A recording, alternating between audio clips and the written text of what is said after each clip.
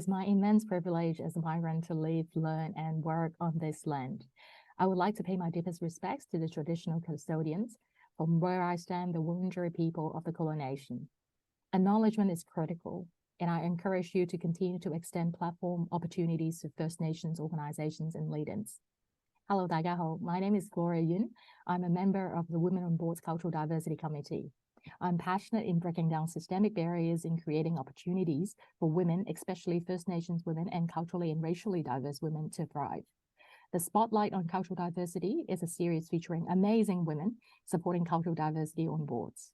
I would like to introduce Nunu, an inspirational leader and a dear friend. Nunu Win is an assistant secretary at the Department of Treasury and a Sir Roland Wilson Scholar enrolled in PhD in economics. Her research interests are shaped by her diverse work experience across macroeconomic modeling and analysis, tax law, and microdata analysis. Nunu's research interests include analyzing the effectiveness of business investment tax policy, labor market discrimination, and fiscal sustainability in Australia. Nunu, a very warm welcome. Thanks for having me here today, Gloria.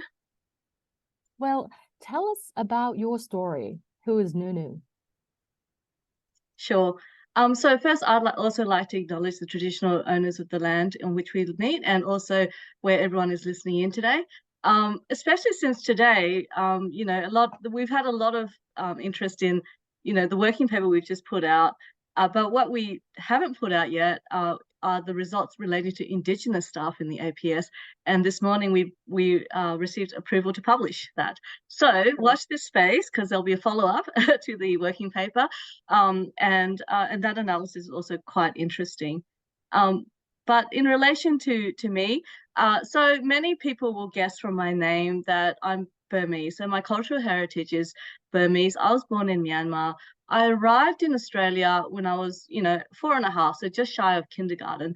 And I really do think that my studies, my career has been shaped by that formative experience of, being across cultures. So many people will know that, Myanmar, which is the country of my birth, has had, significant economic and political challenges, which are ongoing to this day. And from a really very early age, I was quite aware of, the economic development challenges, political human rights challenges that were happening in that country. And as a result, when I went to university, I studied law, I studied politics, I studied economics. So all these things which were leading to, this concept of I want to work in a space that actually progresses, some form of social justice. And my very first job was actually in the Penrith District Court. So I was assisting the Crown prosecutors and working for the DPP. And at the same time, was studying economics and thought, actually, economic development, I think, is the way to go. So I looked around for,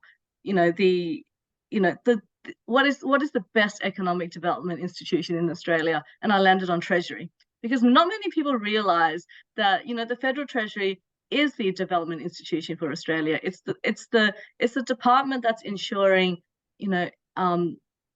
excellent institutional governance, competitive markets, analysing prosperity for Australia. And I thought, well, there's this kind of line in kind of the development economics literature that, all developed economies, like happy families, are developed, have these similarities. The rule of law, excellent property rights, strong institutions, competitive markets, and good governance and political processes. And all those boxes were being ticked for Australia. And I really felt that, entering a job in economics in Australia was a little bit of a learning about how to do it, how to develop an economy.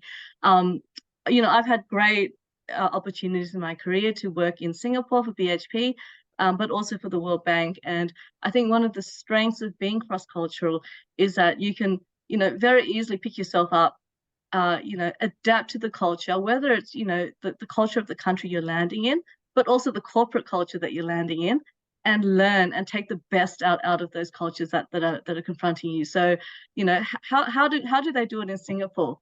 How does BHP run global teams? how does the World Bank handle this enormous like disciplinary and cultural diversity within its ranks? And for me, as a leader, having that cross-cultural experience and all those international experiences really helped me learn, what are the best ways of doing things across organizations.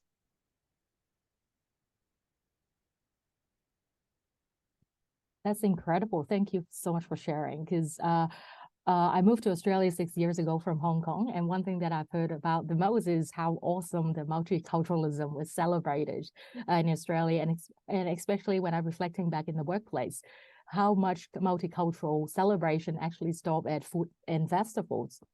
So thank you so much for sharing your journey.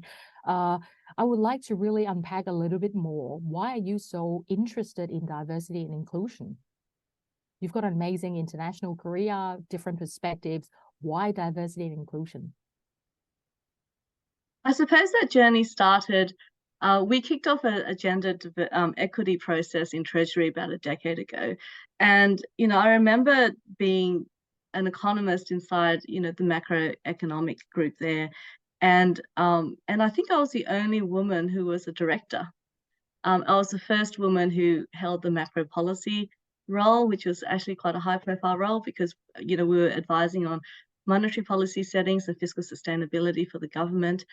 And, when we were hearing all these qualitative stories from the women in the ranks about the barriers, the natural response as economists is to go and get the data.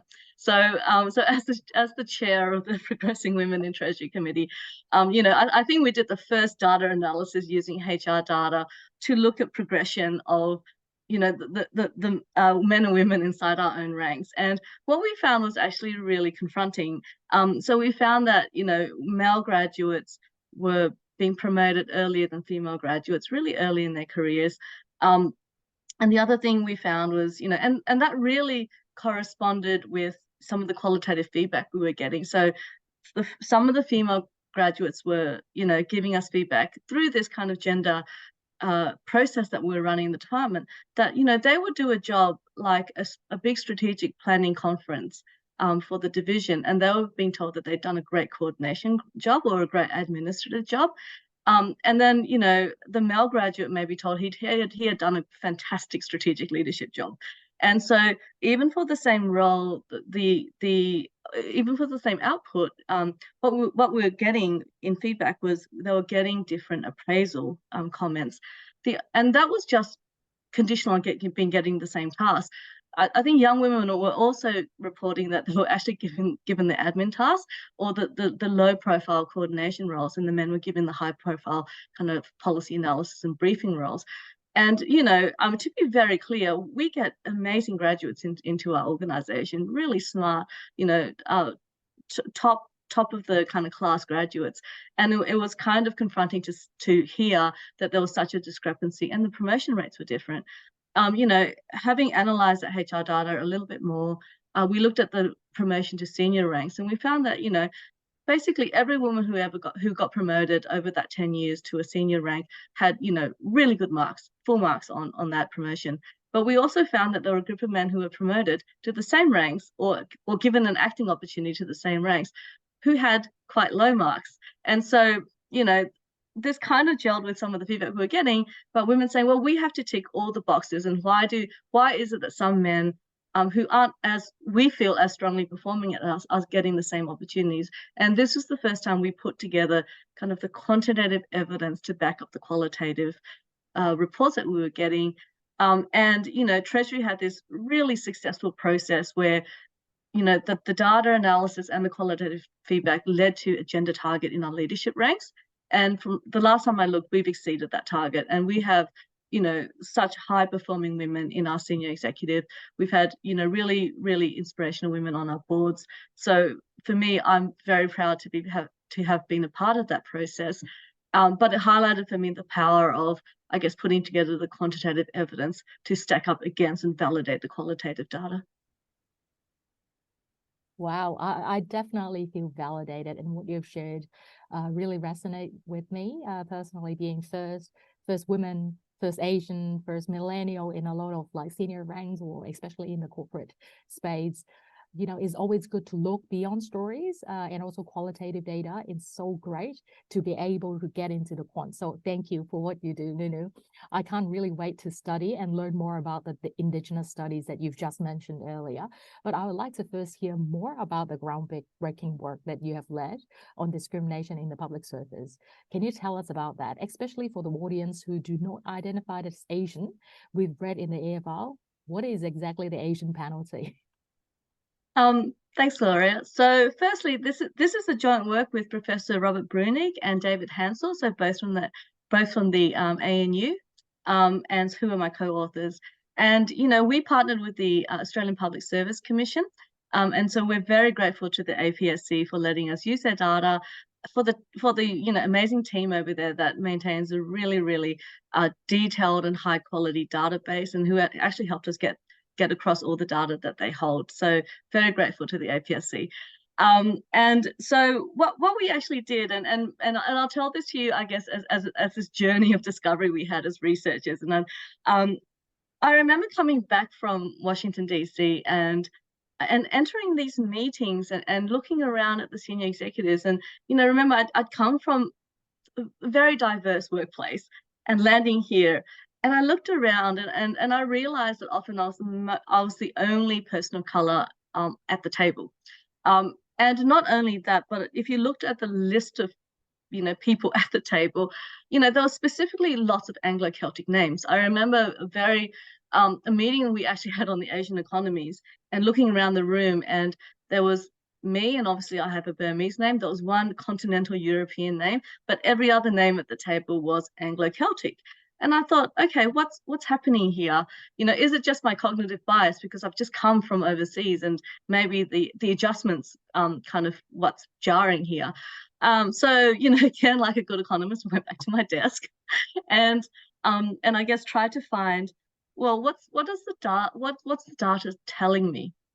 And that's when we stumbled across the APSC data set called, it's a big database called EPSED.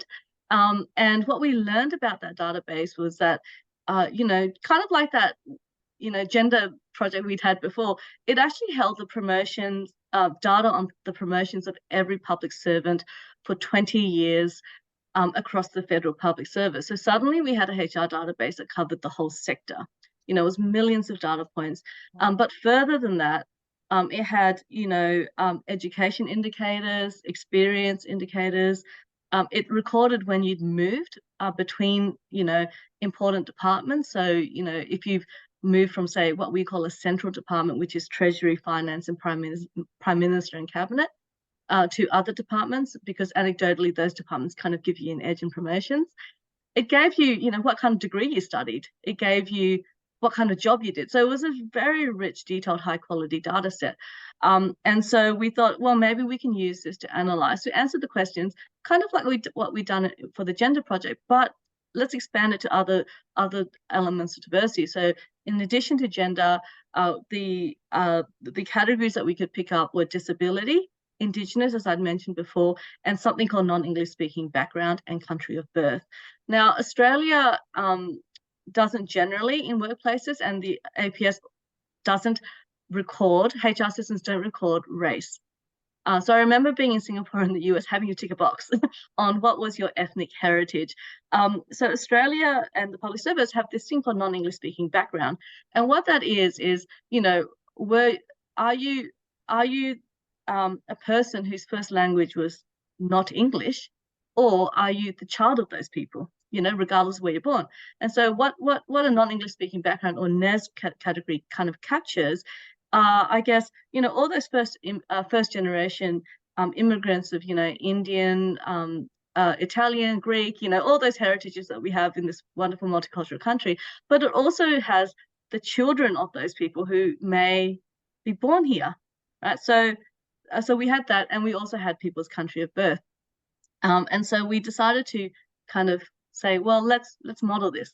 Let's see if there's a glass ceiling for women again. So we actually started on the first category was gender, and we said, well, at which level does it bind? what do the promotion probabilities look like as people's careers unfold? Because it's a 20-year data set, we could actually follow people over time. So it's quite powerful. We don't know who was applying for promotion, so we don't have that data. We don't know what people's, performance ratings are, but we can see, you're an analyst in this year. Are you a senior analyst next year? So we can kind of estimate that probability of change. And I remember the first kind of cut of results we got, and it showed that, women were just slightly less likely to get promoted compared to men, except when you got to senior executive, at which point they were more likely to get promoted. We saw that the disability cohort, so staff identifying as having a disability, was slightly less likely to get promoted. But the real puzzle was the NESB cohort, the non-English speaking background cohort. What we found was that they were less likely to get promoted as they went up the ranks, and the actual probabilities were the largest across the three cohorts. So by the time that a non-English speaking background person was eligible to be promoted to a senior executive, right, controlling for age, experience, skills, education, part-time, work, maternity leave, or controlling for all these factors that we think might influence promotion. In fact, the English-speaking background person was over 60% more likely to get promoted to senior executive. Right? So, which is a very large number.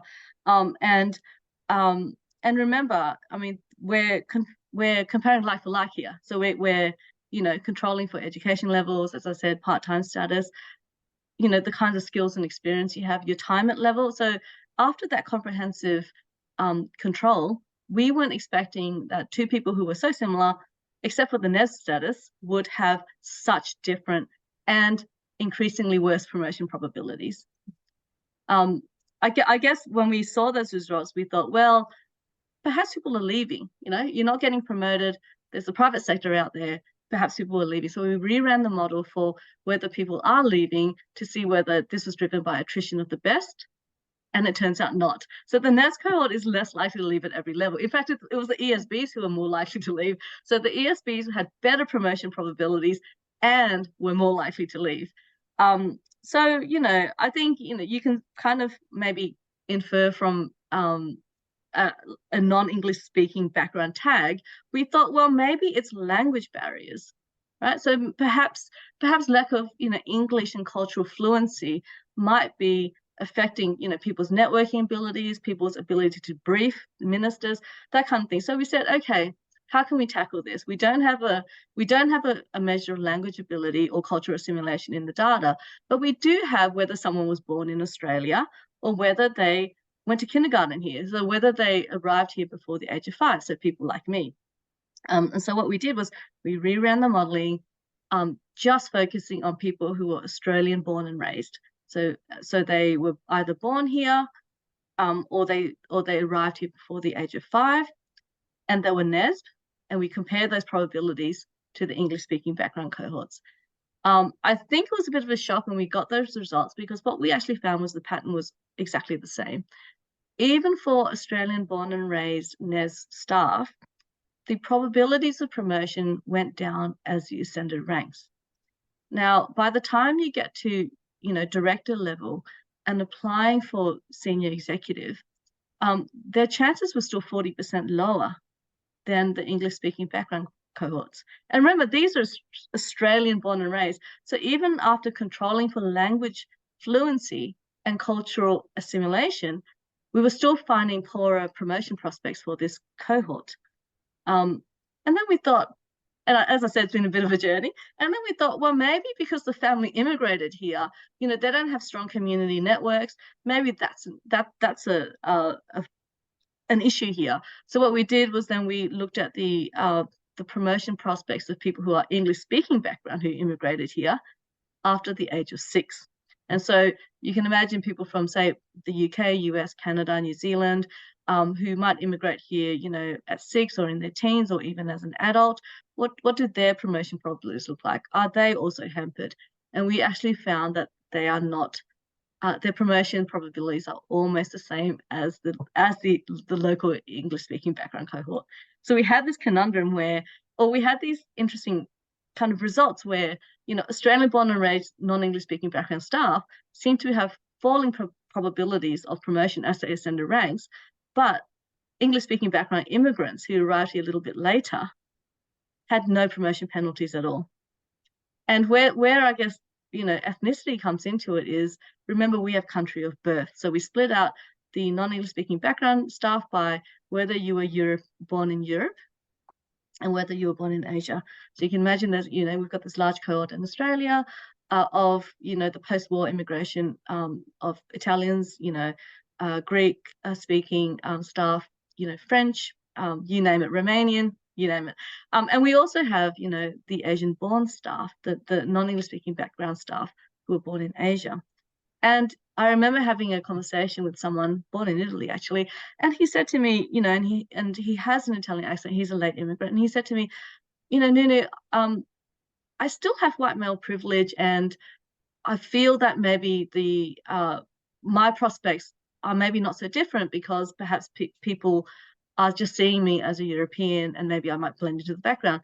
Well, we actually tested that, and in case that's actually not the case. So the European non-English speaking background cohorts also have lower promotion probabilities and also display the same patterns.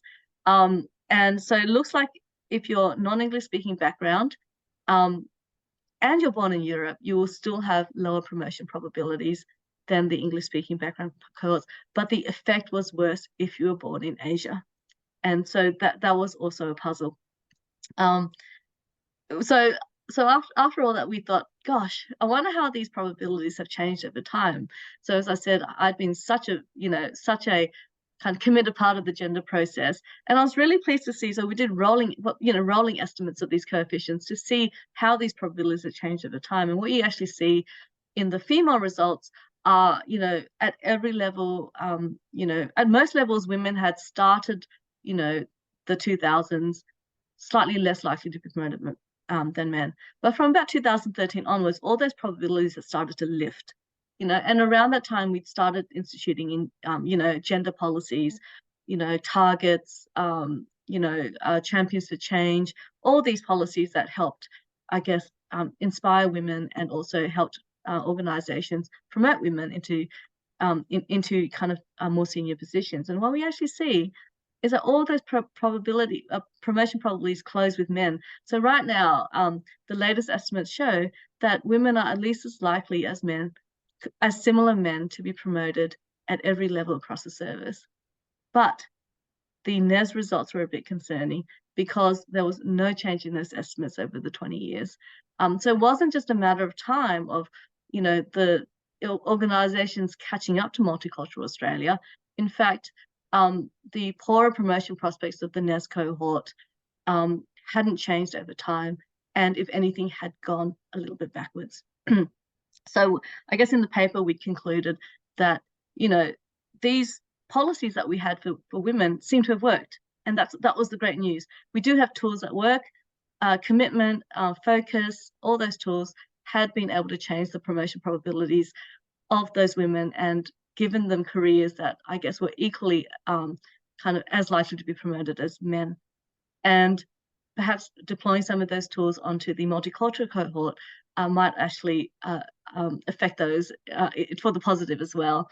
I guess as a small caveat, this isn't proof of discrimination. So what this shows is that promotion probabilities are lower, but we don't know what's driving it.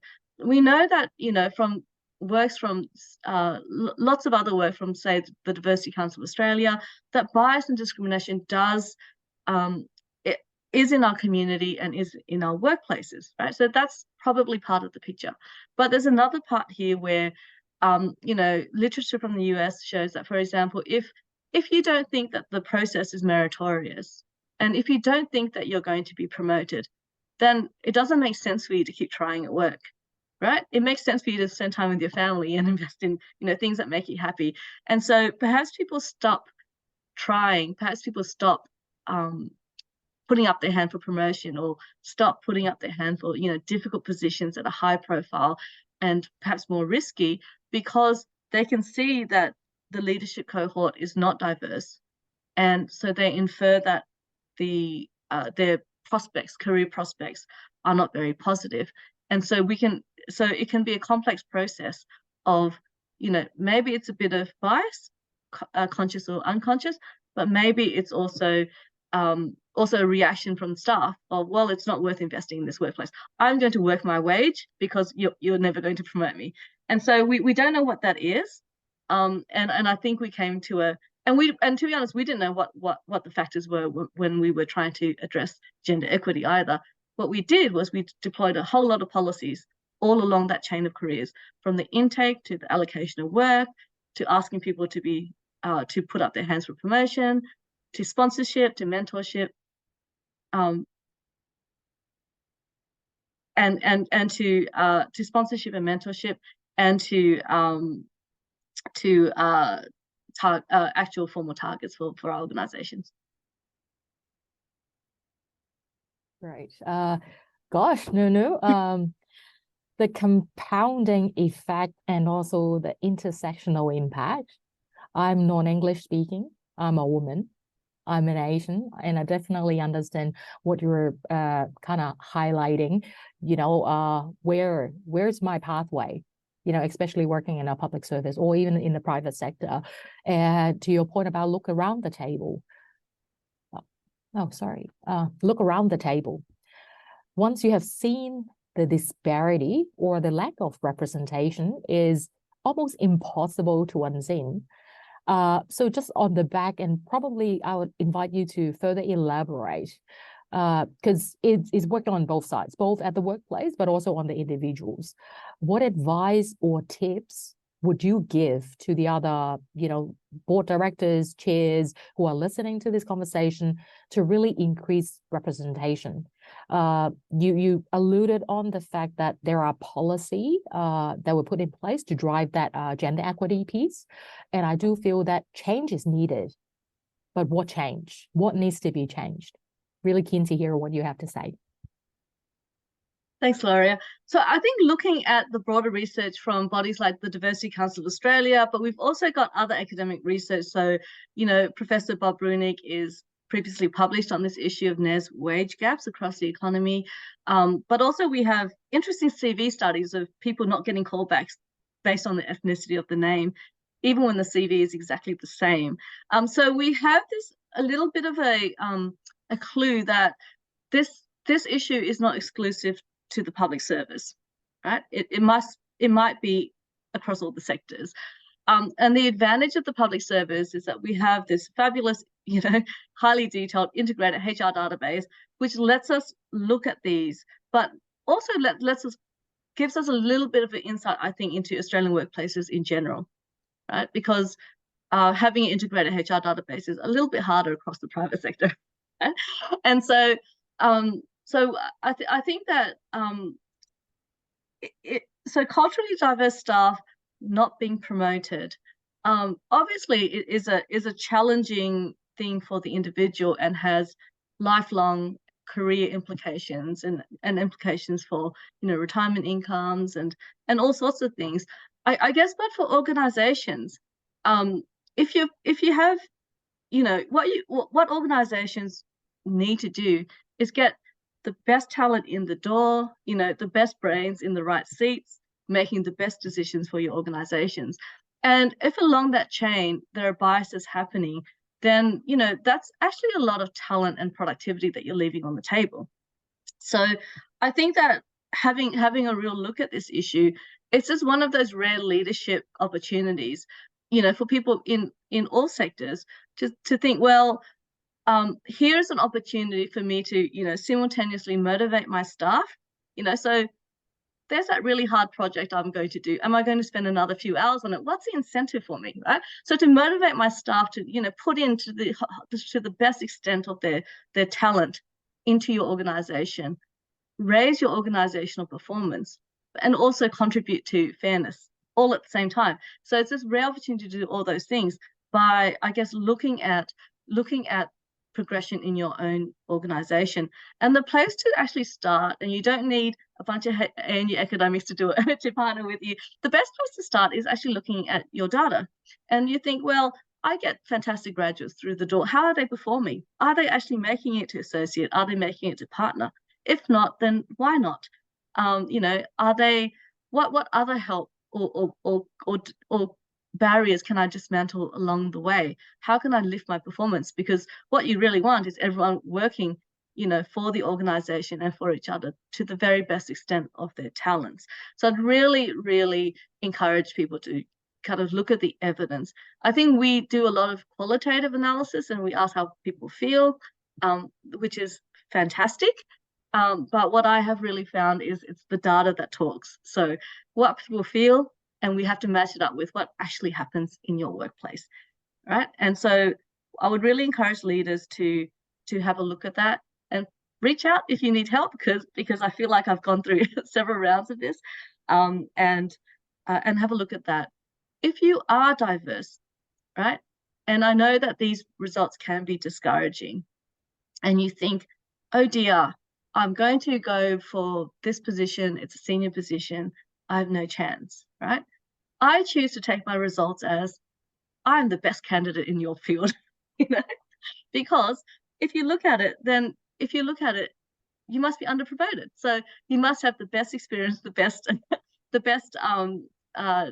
degrees, that you must be an excellent candidate, right? So go in there and think, actually, no, it's not that I have a poorer chance.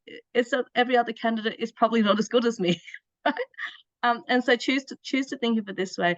Also, I think taking that personal responsibility for organizational change, and you don't have to do it in a way that limits your career. You can do it in a constructive way, because opening the doors to everybody and all talents, making sure that barriers are not there just because of the color of your skin, how you look, the spelling of your last name, all these things that are totally unrelated to your contribution at work, right? So making sure that these barriers are dismantled is good for everybody, not just you, but also your colleagues. And I'm also talking along, the dimensions of not just cultural diversity, but neurodiversity, disability, Indigenous. If there are a whole bunch of factors that I think happen in the workplace that lead to bias, that lead to people not contributing what they can to the workplace, and dismantling those things is good for your organization. So why not do it? So take personal responsibility. Don't feel like the system is against you, because the system wants to work. and you are the system. You can shape these things. And so I would say take heart in the fact that you can actually change things for the better. Thank you for the encouraging remarks at the end. It's been an absolute pleasure. Thank you so much for joining us today. And we wish you all the very best in your many endeavors. Thank you.